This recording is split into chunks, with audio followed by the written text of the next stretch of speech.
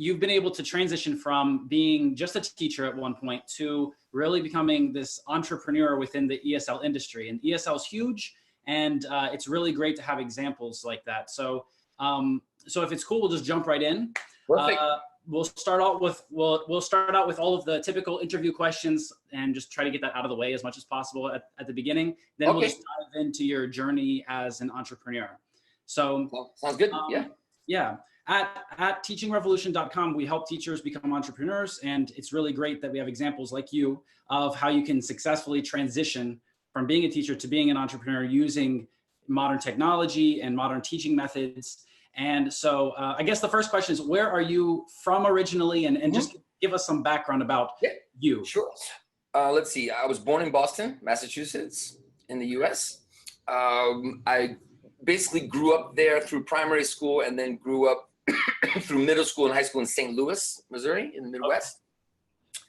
But my parents were born in New York. Most of my family was on the East Coast. And so I went to college in New York, graduate school in New York, and then lived in the New York City area for 23 years. Okay. Until we decided to move to Paris, France, 5 years ago, going on 6 years.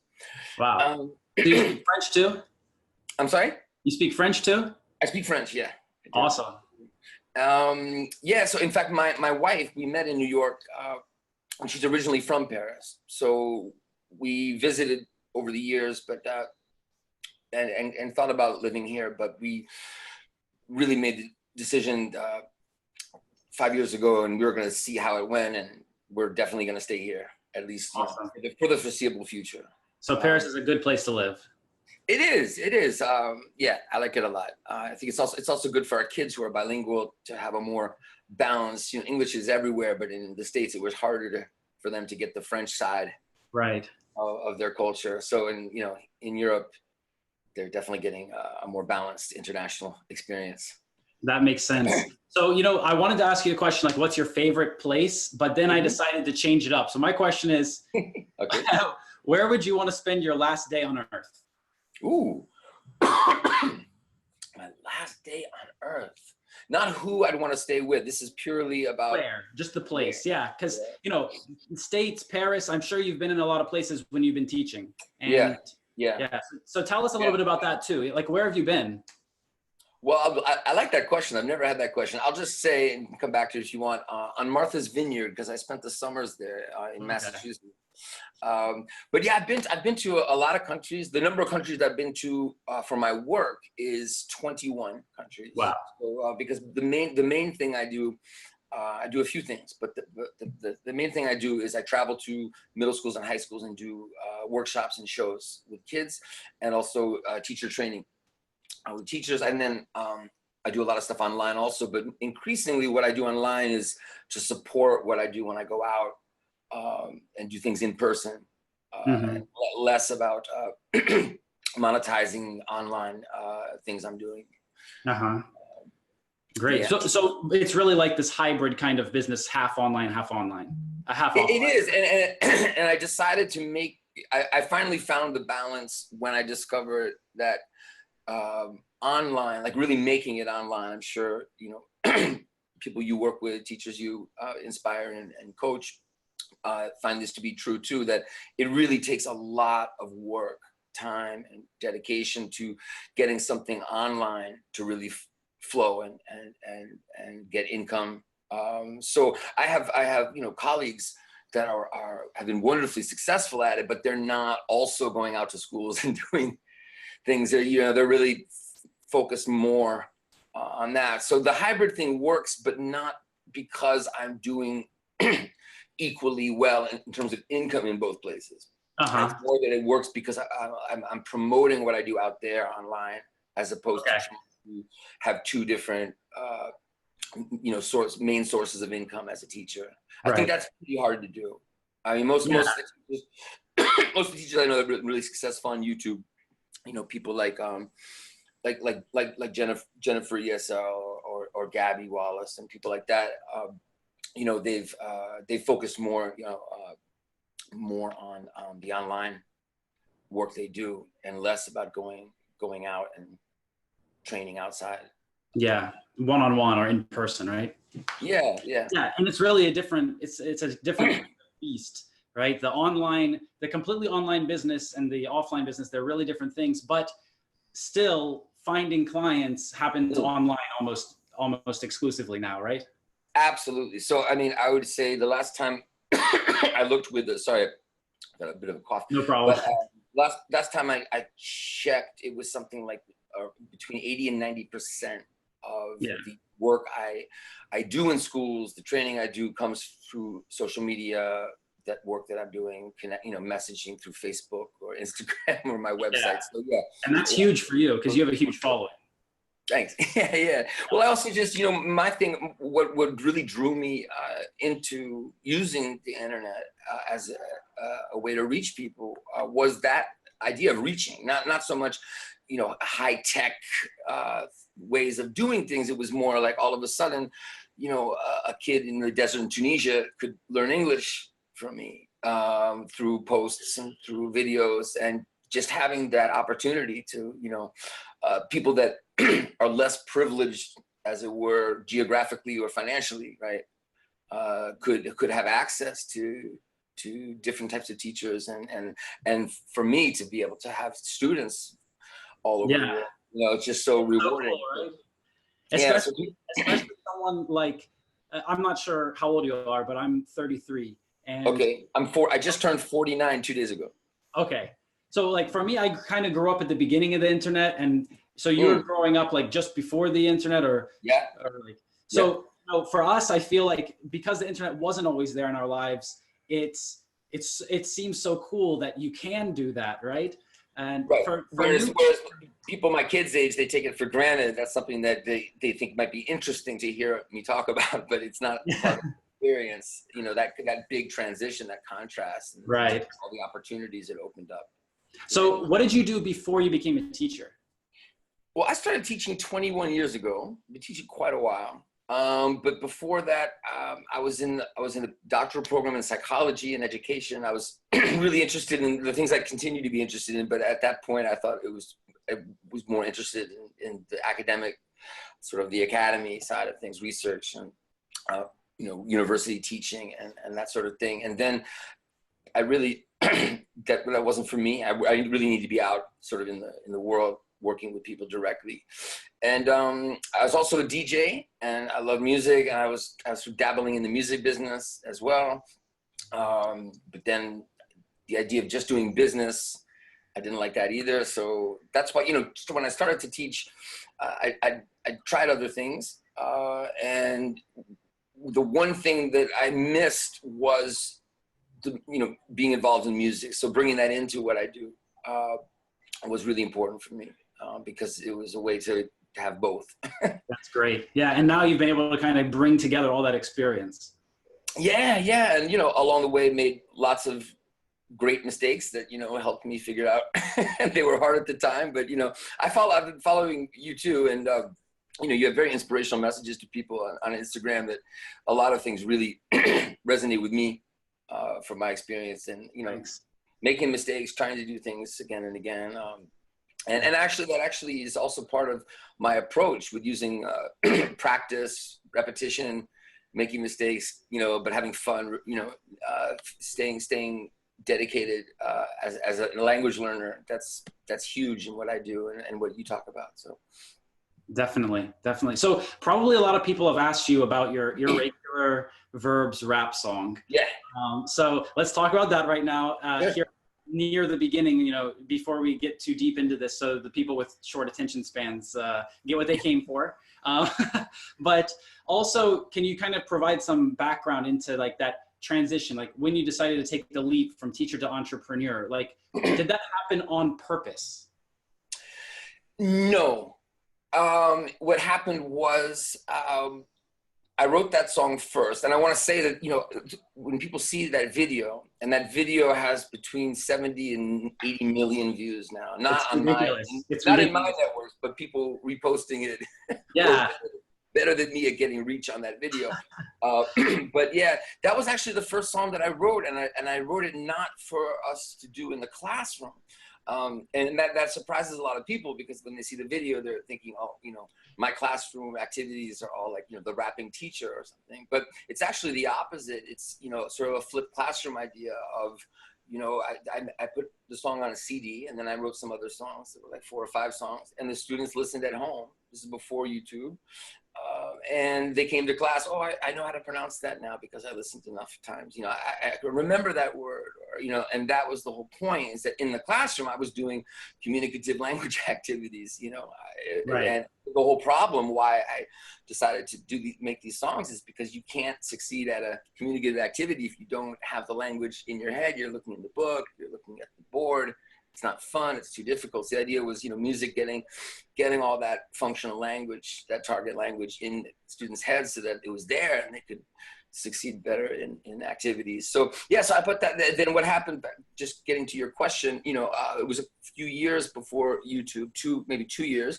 And then my students said, oh, you know, you gotta put up the song that we all love, and, you know, do it in the classroom. And, you know, so the students wrote the verbs on the board, somebody recorded the video, we put it up, and yeah, it was just pretty quick response, positive response, and that you know, got the entrepreneurial thing going in me. It's, you know, I definitely had that in me, you know, my whole life. Different examples of that along the way in the music business, and so I thought, oh, you know, it really appealed to me, the whole idea of social networks, and you know, so that's basically how it started. Was with that song and that first video. That's great. That's awesome. So what infrastructure did you already have set up when you first started getting all of this traffic and all this attention from that video? Very little. I mean, partly because I didn't really know what I was doing, and partly because it was still the early days of YouTube and Facebook. So it was more, I mean, what happened was, you know, almost immediately, what happened was what I still continue to do today. So because of that video, because people saw it, they started to say, oh, could you come visit our school? The American embassy in Rabat in Morocco brought me over there. That was the first place I went. And that was because enough people were watching the video, and they thought, you know, be cool to have this guy come over and train us, the teachers. Absolutely. So is that like the first moment when you started thinking about your teaching activities as a business?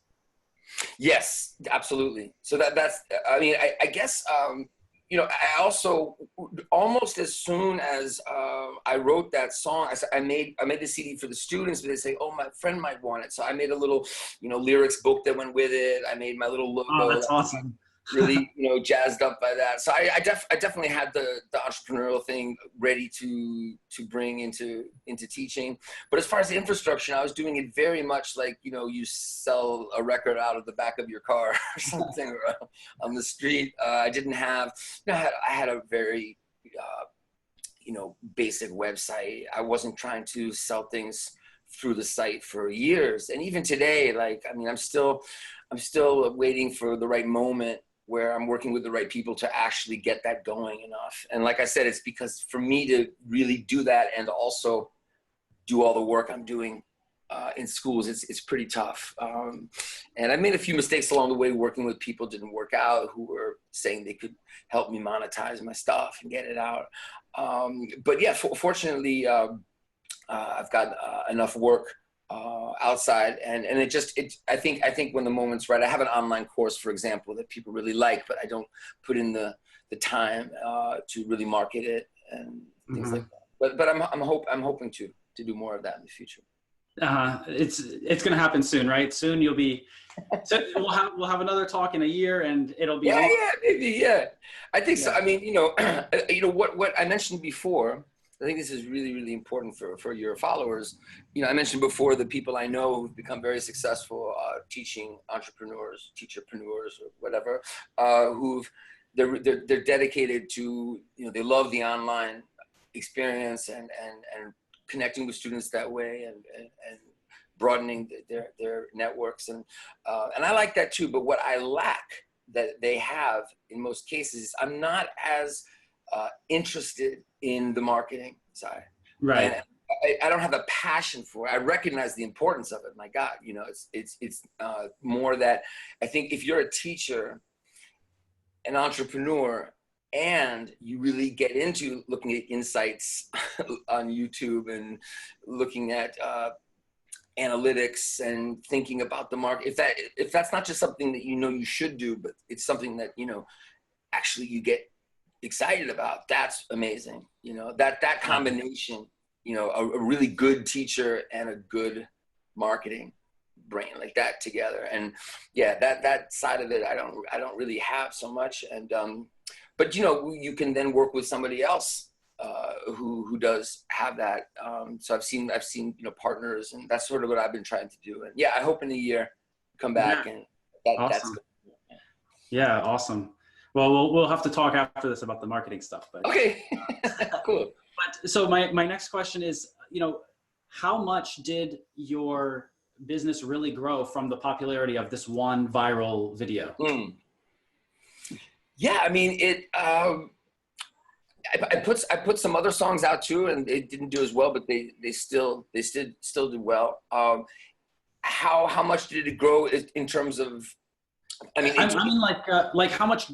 What were the effects of, like, if someone else were to strive to make a viral video in order to promote themselves in their teaching, then what can they expect to see from this? A lot of teachers and students, in my case both, on a daily basis, sending me messages, email, "Oh, you've helped me so much, this is so unique," really, really helping me build my confidence and meet That's people. awesome. Yeah, I mean, it definitely more than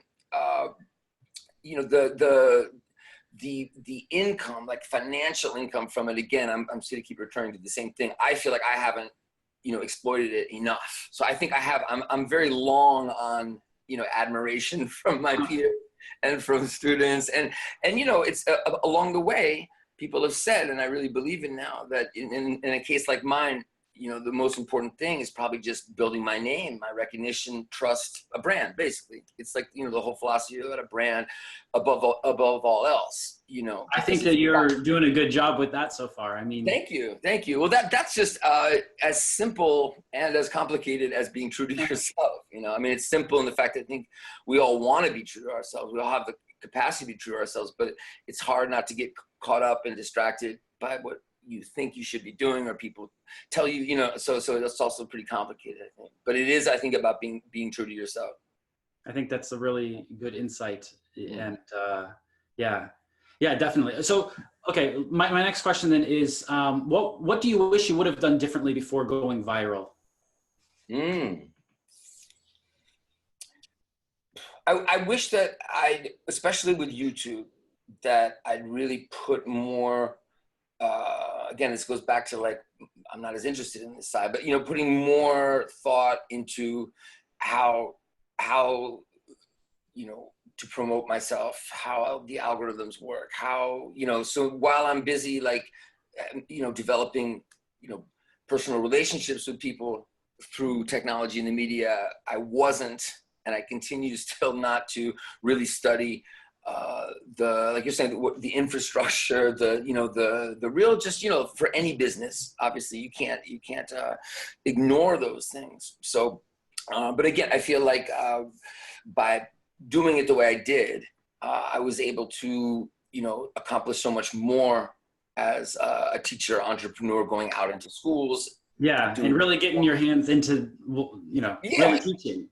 Right, and whereas I could have sold more of my books or streaming my music and things like that.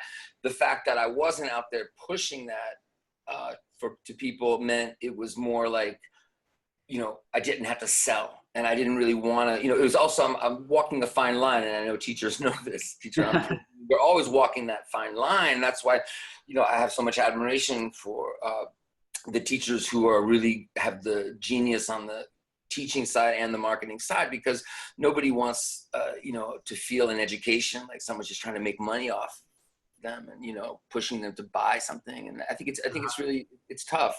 So and schools, especially in Europe, they're a little wary of that. Is this guy coming in just to get more views on his video to sell his stuff? So really? The fact that I wasn't doing that actually helped me get in to more schools. Like really, there's this kind of stereotype, or there is.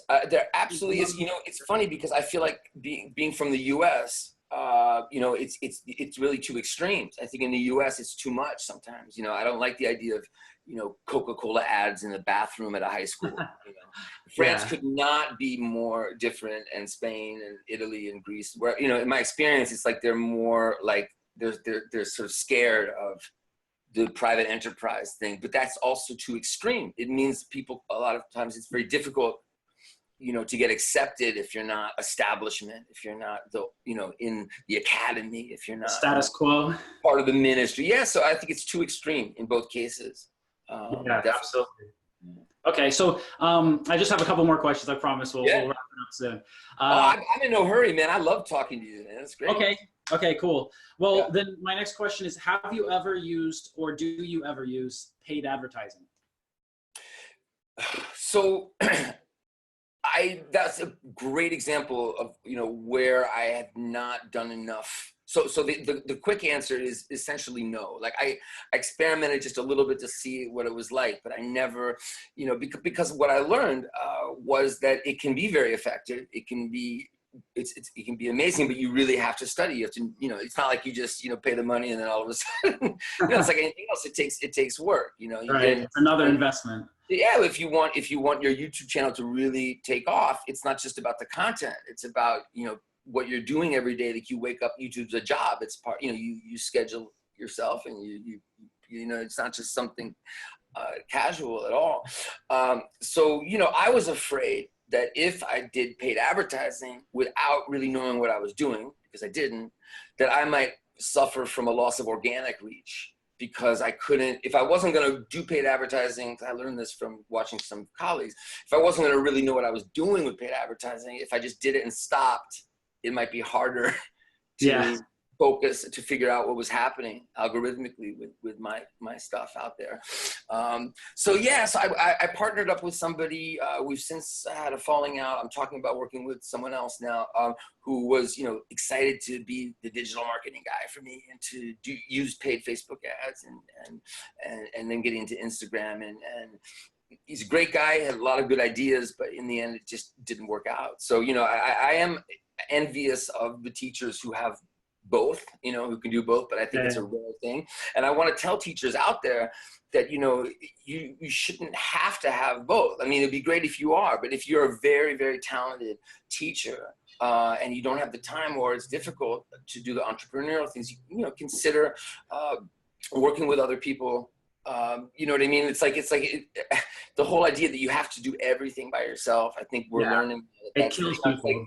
Like in the early days, and that's, I think, what it was. That's what we had to do. But now there are more people interested in working with teachers and helping them. And so so that's I think it's going to be better for me next year. I can't tell you, this is still confidential, but I can tell you I'm going to be on television on a major program.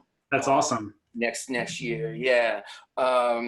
So that's huge for me. So like the fact that I got on that, like millions of viewers kind of thing. So then that's coming soon in the fall. That's awesome. I'm not allowed to say what show it is, but the point is, like, that's the kind of thing. Like if I can do that, and people say, oh, you know, we could maybe merchandise this guy's stuff. You know, that's sort of what I'm waiting for. So if you're a teacher that has a lot of talent, but you don't have the, you know, interest or passion for the business side of it, that's not a reason to give up. Right. If you're inspired to take an online class about marketing and it gets you going, but if that doesn't happen, don't let it discourage you from being a teacher entrepreneur, because I do think more and more there are going to be other people who can do those things. If people like what you do enough, and you've got a brand for what you do, people will come and pay attention and offer to work with you. So either learn it or delegate it, right? Yeah. But it's obviously it's hard to delegate if there's not enough excitement around what you do. So, but the good news is then just keep generating more and more interest and excitement in your brand, and how you're reaching people, and people will take notice, I think. Absolutely. So This is kind of a funny question. How often do language schools or language centers just hit you up and be like, hey, Jason, we want you to come work for us. Hey, Jason, move to this country and teach in our school. Does that happen to you a lot? I mean, you have no idea. Well, at this point, I have 13,000 followers on LinkedIn. Not followers, 13,000 connections. So yeah, LinkedIn especially, like all the time. I don't get solicited by phone so much, yeah, but Facebook and LinkedIn, especially to Asian countries. I get a lot of offers, but I think that I probably get less offers in certain ways than in the past, because people know what I do is what I do. I'm not about to, drop everything and just go teach one place, So the more they know who I am, I think, the less, so it's people who don't really know me. Right. Well, once you've reached the level that you've reached, then there's different issues that come up, right? So at this stage, you're like already an industry leader. People can identify you. Your name already is listed with other names at the top of the ESL industry. And I mean, maybe not in some spheres or sub spheres of the ESL industry, but your name means something in the industry. And so this is a different level than other teachers who are just coming into it are playing at, right? Yeah. And I was at the level of those teachers coming in for a long time. It's taken a long time.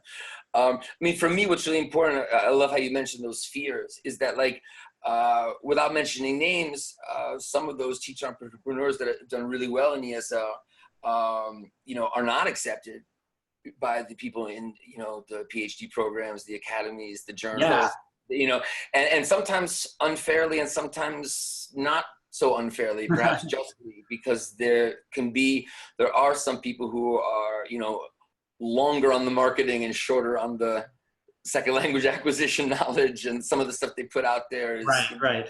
So that can be, but I also feel often from the academy side, sort of the old school way of doing ESL and EFL and ELT, it can be really unfair, dismissing people as hacks, and they don't know what they're doing. Why? Because they didn't do this particular master's program, or they didn't work this way with these people. That turns me off also. That's why I left the doctoral program I was in, basically. It's just I couldn't stand that sort of elitist thinking about education. So I think it's another example, like so many things in life, of you don't want the extremes, Yeah.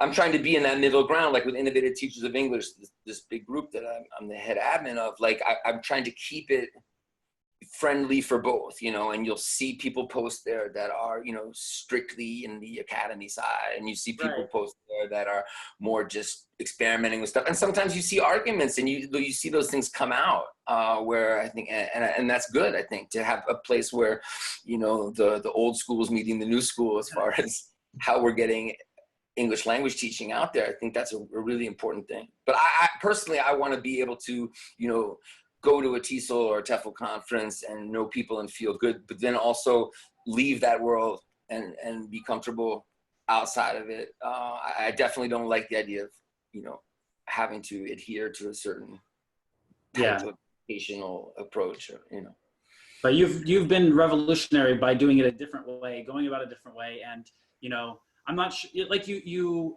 presented this, what do we want to call it? Like iconic description of the rapping teacher at the beginning of our talk today. And I can't remember other examples of the rapping teacher. So this is a very new kind of representation of a teacher, and you've been able to do it successfully by having this, like not only the rap songs directly about grammar and vocabulary, but also by having like the positive rap style approach to delivering. So that's interesting you say that. Yeah. Thank you. I think also I just throw in there part of that positive rapping style, I think too, is that, rap English or rap Spanish or rap Korean is not standard. It's not meant to be. It's special. It's special for hip hop culture. So it's not usually the best place to learn, functional language for the supermarket or your job interview. So that was also an opportunity I saw you know, right away, was that, you know, you've got on the one hand these corny songs in the books that middle school and high school and adults are never going to want to repeat and sing. On the other side, you've got pop music that can be difficult to understand or filled with dialects and things that are not what they really need to remember to become more proficient in their language program. So yeah, so I thought, you know, if I can make songs that people just like and think are funny or cool, but they're also filled with this stuff that they need, then I'm doing all right. So that's what I'm shooting a video tomorrow. My first video shoot with a big crew, 12 people. Wow. So back to you know, doing things not just by yourself anymore. Yeah. Which is my theme. That's now. exciting. I can't wait to see it. Yeah, it's called The Right Chemistry. It's a song I put out a long time ago, but I actually changed it with the guy who did the music for it. And the music's great, and we reworked it. We made it so it's not a language teaching song per se the way it was before, and that's another goal of mine that I feel now I'm close to reaching, which is I thought of an analogy that might be good for it. I'll just tell you quickly, which is, for example, there are series on Netflix that are more popular for language learning, not because, let's take English just to make it simple, like, you know, that people watch for English, or people watch Friends to learn English, or people watch whatever. And there are certain series that are better than others, but it's not because they sat down and wrote them that way. There wasn't like a meeting and they were like, we need to make sure this is good for learning English as a second language.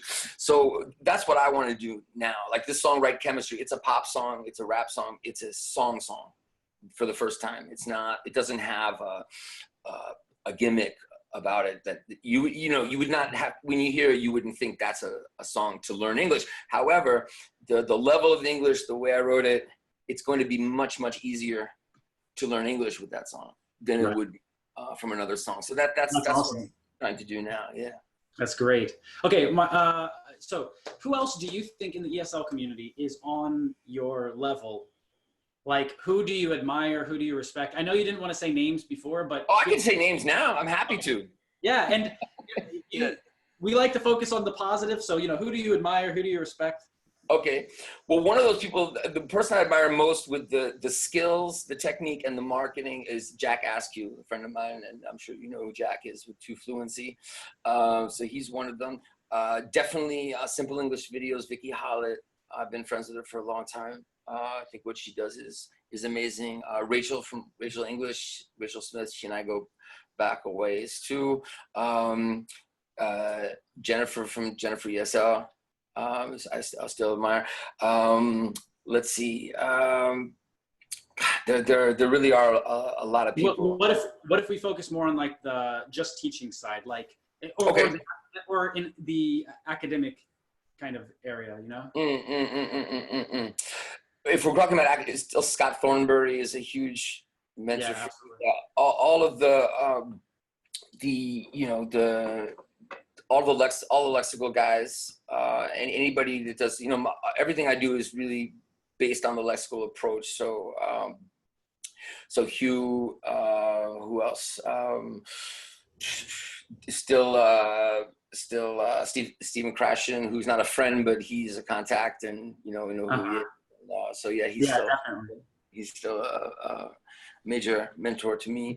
But I have to say, you know, as far as like ideas that I get and people that inspire me, it's become much more of a, you know, in Innovative Teachers of English, somebody posts something that is just, wow, that's such a different way to do it. Like, and that happens so much now. And it could just be, you know, a teacher in Ecuador, a teacher in, you know, in Russia or something, you know what I mean? Like that on a daily basis, I find myself that's where I'm getting things, where in the past it was more of a, you know, who's the major book out. Yeah. Like I just don't think that way.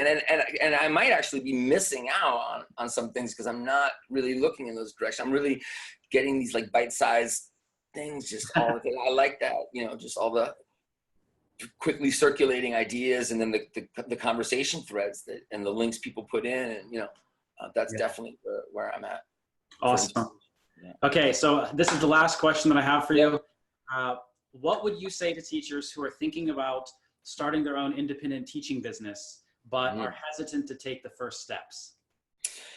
I'd say that, I mean, sort of reiterating some of the things we've already talked about, but I think that, you know, it's definitely, if you're passionate about teaching and you have a niche, you have a place that you just, you know, you really have talent for, and you notice that people like what you do, that just really developing that, trying to get it out there and build the business side if you can, but to, like I said before, not give up if you don't yet have those entrepreneurial skills. You don't yet have that, you know, focus on your teaching, and at the same time, you know, learn from people like yourself, learn from taking an online class. Like, it doesn't have to be immediate. In fact, if you try too soon, too quickly to sort of set up shop, it's probably not going to work. But that's okay, because, you know, you've got this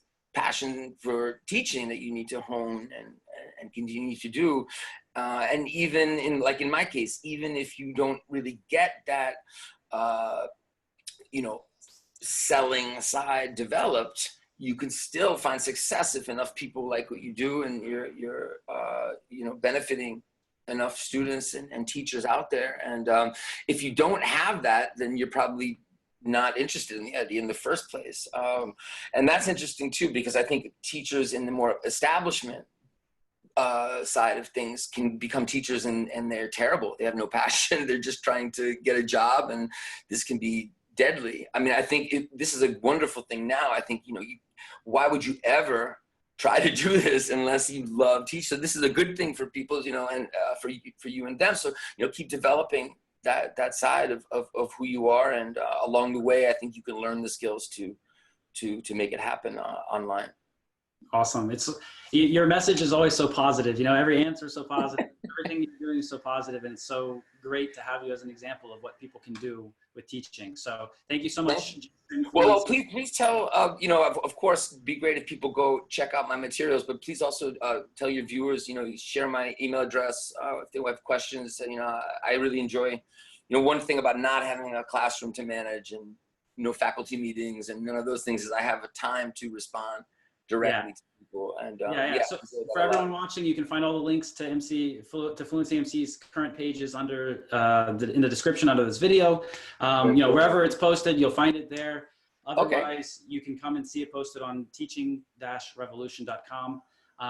So that's it for the interview. Thanks so much again for taking the time to do this. And it's a great pleasure. Thanks for reaching out and giving me this opportunity to connect with your followers and listeners. And hello to everyone out there. Thanks so much. Absolutely. Thank you. Yeah, we'll talk again soon, Jason. Take care. Hope so. Okay. Bye-bye.